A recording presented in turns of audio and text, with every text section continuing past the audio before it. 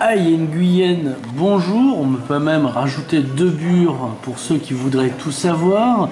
Tu es l'heureux propriétaire du portail à roulettes à Sals, donc à la frontière avec la Gabachi.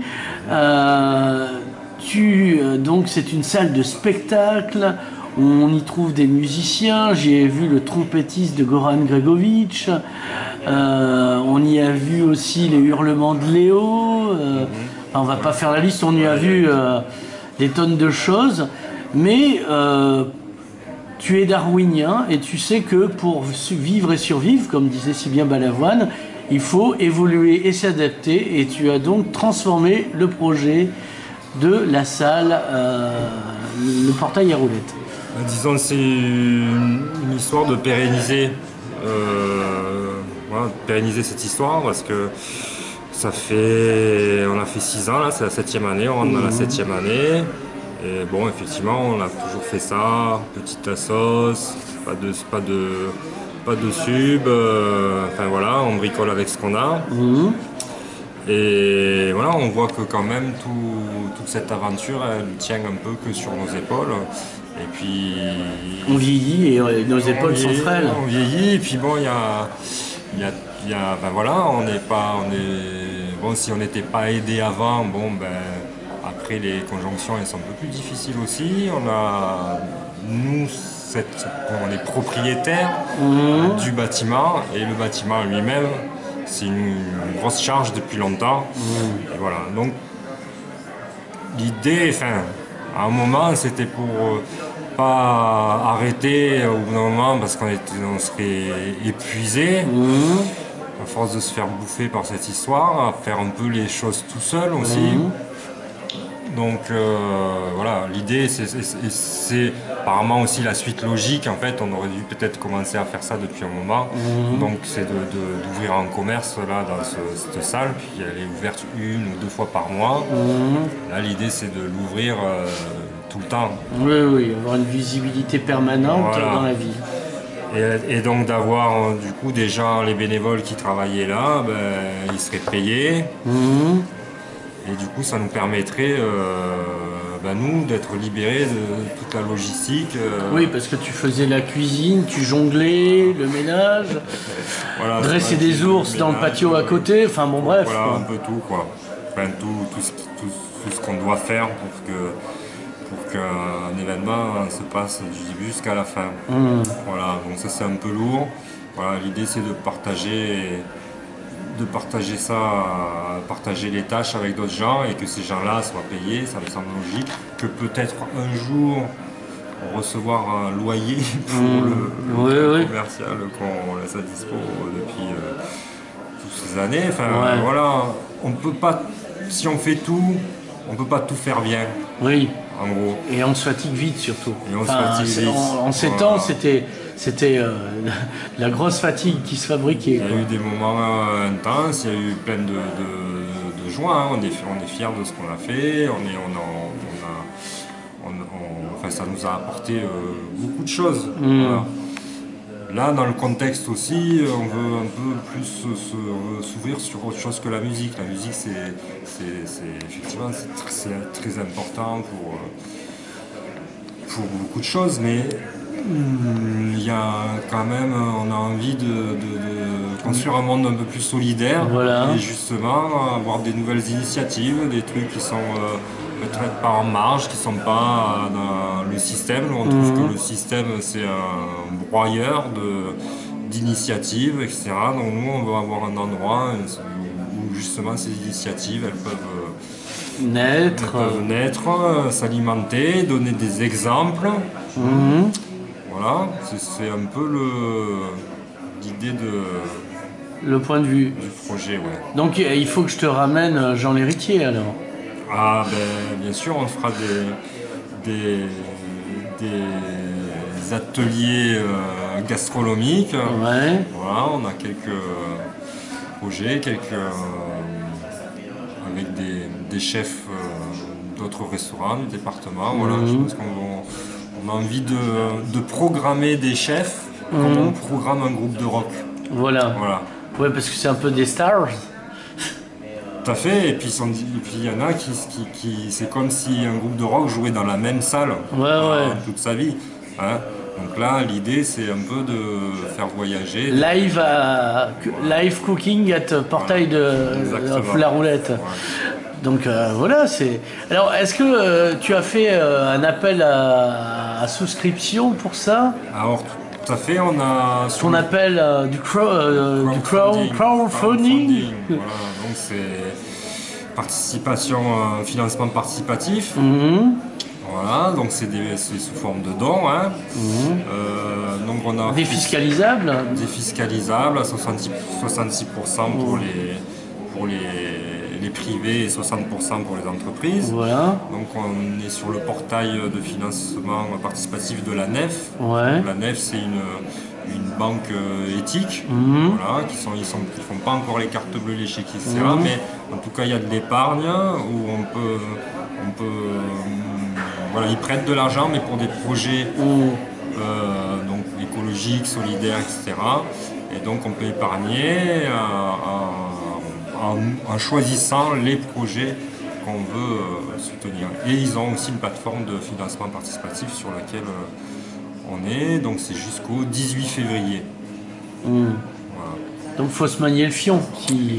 Il reste un peu moins d'un mois. Et est-ce que tu as une somme minimum comme KissKissBankBank où il te faut, ton projet te faut 11 000 et si tu l'atteins pas... T'as rien du tout. Ben non, justement là sur cette plateforme, on gagne ce qu'on nous a donné. D'accord, hein. Donc rien n'est perdu. Rien n'est perdu, voilà. Par contre, c'est aussi quand même une espèce de test pour nous. C'est-à-dire que si on ne nous donne pas grand-chose, je pense que c'est un thermomètre qui fait que bon, voilà, ça va pas nous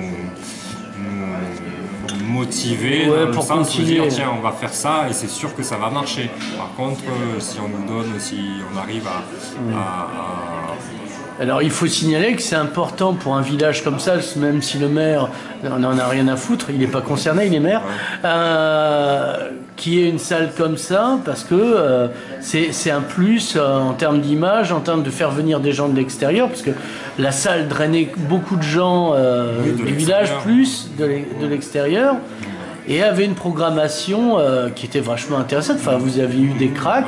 Vous avez eu... Alors, est-ce que vous avez soutenu la création locale? C'est ma marotte. Hein.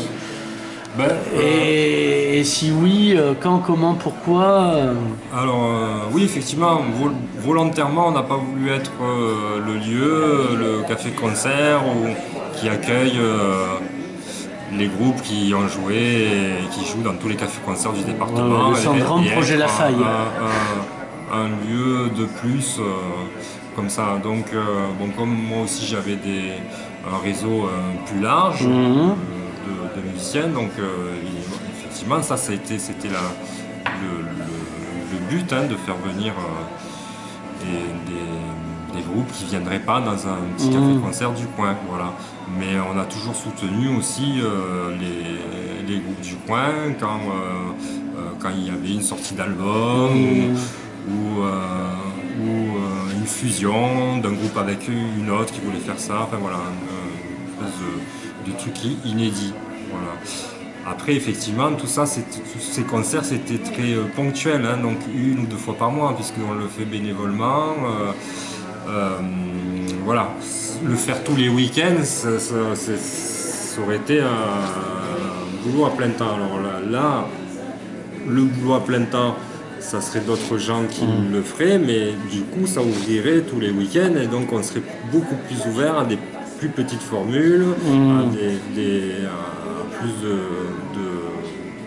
groupes locaux évidemment, puisqu'on n'aurait pas à chaque organisation à s'occuper de toute la logistique. Voilà. D'accord. Hein, donc ça aide. Oui, ça aide ça. Voilà, parce que souvent, ça allège. Souvent quand on m'appelle, on me dit est-ce que tu veux organiser un concert tel jour? Moi, bon, effectivement, je pense à la qualité artistique qu'on me propose, mais je pense aussi à toutes les affiches que je vais coller, la bouffe.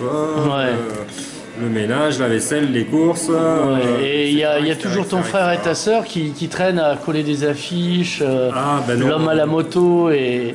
Non, mon frère, il a un bon petit resto qui s'appelle le Jardin d'Alion, qui est à Io, que je te conseille, toi qui es un fin gourmet. Et il a vraiment un talent pour inventer de la cuisine. Alors tu sais, nous on est à moitié vietnamien, on aime bien la cuisine française, la moitié franco-vietnamienne. Il mélange l'Indochine, quoi. Un peu le truc, voilà. Sans parler du groupe. Il va te faire des petites cailles farcies, mais avec une espèce de lac à la vietnamienne, tu vois. Des petits mélanges comme ça. Très bon petit resto. Et en plus, il y a des bains chauds à Io. Il y a les bains chauds. On s'installe dans le jardin, il y a un potager, on fait pousser ses fraises et ses framboises pour les desserts. Une vue pas possible. Hein, et ses cailles, un arbre à cailles en tête. Alors, donc, donne-nous le site où on peut s'adresser, enfin on mettra le lien, mais... Alors c'est la Nef, la Nef, L-A-N-E-F.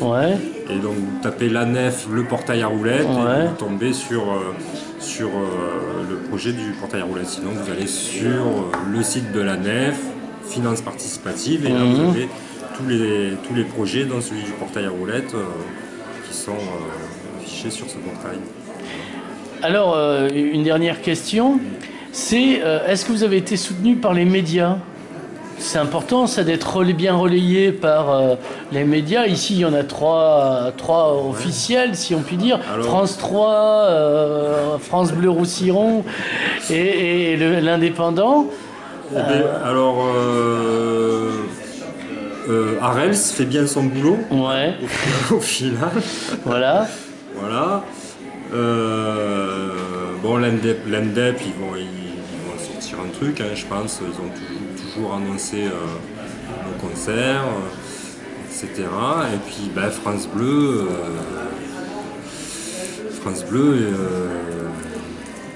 je sais pas. France Bleu, on les voit pas souvent en fait. On ne sait pas s'ils sortent beaucoup de leur studio. Ils ont perdu les clés, ils peuvent pas sortir. C'est ça. Ils vivent en autarcie ou en otarie, je sais pas. Amenez-leur des sardines. On les voit pas trop, on les a jamais trop vus, France Bleu.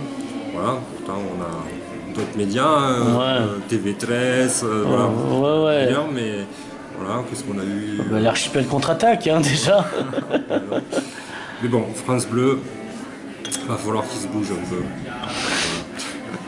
peu. Donc tu vas signer la pétition. Je signerai la pétition, avec plaisir. C'est mon argent, c'est l'argent public, voilà. Bon, après, il y a multiples pétitions à signer. Oui, mais il faut commencer par quelque part. C'est pas de bol, c'est tombé sur eux. Voilà.